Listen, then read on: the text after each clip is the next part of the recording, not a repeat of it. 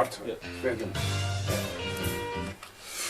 Quarter to 8. We're joined in the studio by 7 feet of Andrew Bogut, professional basketballer with the Golden State Warriors in the NBA, and of course the Boomers. Andrew, nice to meet you in person. We've sort of followed you on Twitter a bit. Welcome to 3AW. Thanks for having me. How long are you back home, and are you staying with Mum and Dad? No, not with Mum and Dad. Grown up a little bit, thankfully. But yeah, here about 6 weeks. So yeah, more of a holiday and just catching up with mates, and then headed back to work. Right, and the Golden State Warriors are based in Oakland. Yep. Which we, Australians would better understand as San Francisco, probably, wouldn't Pretty they? much right over the bridge. Just right over the bridge. Right over the bridge. Yeah. So many questions to ask. What's the best thing about being 7 feet tall? The best thing about playing basketball. Yeah, I guess. It helps you out a little bit. Going through doors, though, creates a bit It's of a struggle. Was your house purpose-built for you in the sense that have you got a 7-foot bed at your mum and dad's place? My place I do, yeah, thankfully. And my place has high doorways, but you know, where I grew up as a kid, hit my head a few times. I'd say I walked into a doorway, so I got used to ducking everywhere. When growing up, you liked all sports. You liked Aussie rules, did you not, as well? Yeah, I did Vic kick as a young fella, back when it was a Vic kick, now it's Oz kick, so Yeah. I did that when I was a kid, but my mum didn't like the wet weather and the mud, so basketball was kind of the way she wanted me to go. And I don't like the wet weather and the mud either. I've been to about 1,000 kids' footy games. And who do you marry for? the Bombers. And you're serious about it? Pretty serious, as much as I Yeah. can follow it over in the States. They finally put games online live, so I can watch it from over there. So you're going to go and see any Essendon games while you're here? The big one this week, yep, I'll be there. Oh, you did it, because I was going to say David Evans is a listener to this program. He'll look after you.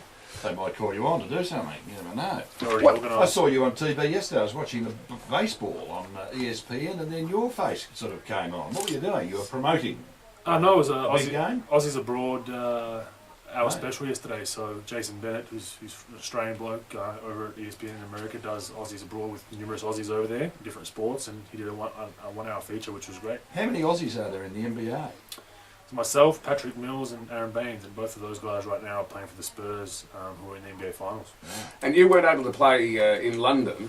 Do you anticipate being able to play in the next Olympics? In Rio, yeah, In definitely. That's the immediate goal for me, especially national team wise. I've had a horror run with injuries in the past, and that's why I missed out on London, which was absolutely shattering. That would have been my 3rd Olympics. If we had our top team there, how do you reckon we'd go in the Olympics? We have every chance in the world to do something and get a medal. The key factor is if we have everybody there firing and fit and healthy, I think we've got a chance to be a top 5, top 6 team. And once you get to that point, it's just one lucky bounce here and one lucky bounce there, and you got a medal.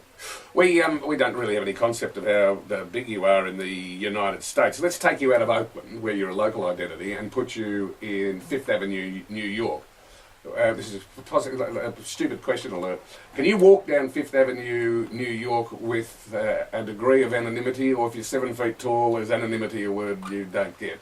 Well, I think New York's a good one because everyone's kind of hustling and bustling, do their own thing, so they might knock me over to get to the train or the taxi. So no one will notice me as much in New York, but downtown San Francisco probably struggle a little bit. Yeah. Do you live in Oakland? I live on the East Bay side, which is about 20 minutes from Oakland. Yes. And what sort of car do you drive? I have a BMW over there. Righto. Now, our newsreader David Armstrong is a mad basketball fan. He says that you like spending your money on pimped-up cars. I wouldn't say pimped up cars. I'd say more just original old muscle cars, Australian and American. Right. You keep them over there or over here? Both, bit of both. Yeah, mainly over there though. What's the biggest sport in terms of fame in the United States? Is it baseball, basketball, or football?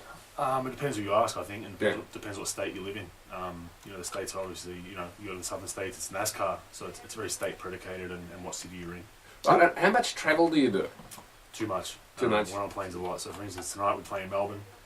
Tomorrow we play in Sydney. So tonight we'll play our game at the arena, check out of the hotel beforehand, go straight from the arena to the airport, fly in the early hours of the morning, get there and then have a game the next night. So that's perfectly normal for the NBA. Right, and if you're playing the Knicks, for example, in New York, you stay in a hotel? Yeah, we do, unless you have a game the next night. The NBA rule is you always have to leave the night before, even if you have a game the next day. And that is to just prevent TV. Yeah, and then there's if you fly in 2 or 3 hours before the game and there's some weather problems, you might miss a game. So the NBA makes sure that doesn't happen. How long have you got in this game?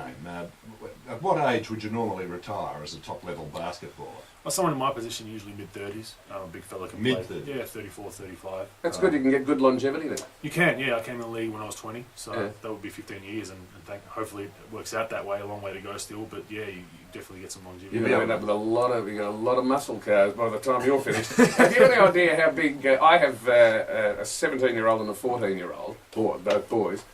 It's really stuck up on me. Have you any idea how fixated children of that age, kids of that age, are on NBA?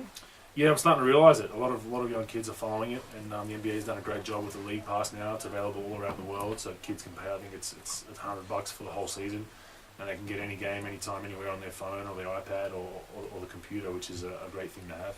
I got my 14-year-old son. I said, now I'm interviewing Andrew Bogut tomorrow, and I need 3 questions from you. So here are the rapid fire from my 14-year-old. How old were you when you started playing basketball? About 11. Right, that's reasonably late. Yeah, organised. Yeah, about 11. So I was very, very late.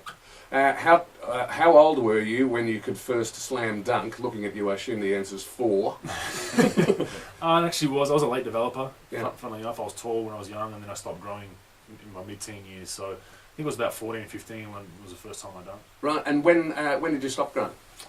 Probably about 18, 19, I think. I got a couple of little extra inches out towards the end of my teen years. Right. Must be.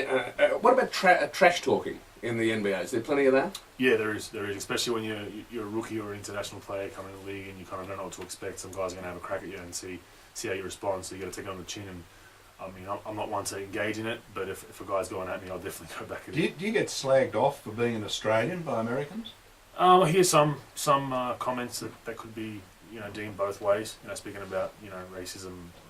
The whole last week of AFL football, I hear stuff like go back to Australia, you don't belong here from fans and stuff like that. So Right. that could be deemed either way, you know what Right. I mean? But I take it on the chin and just keep moving.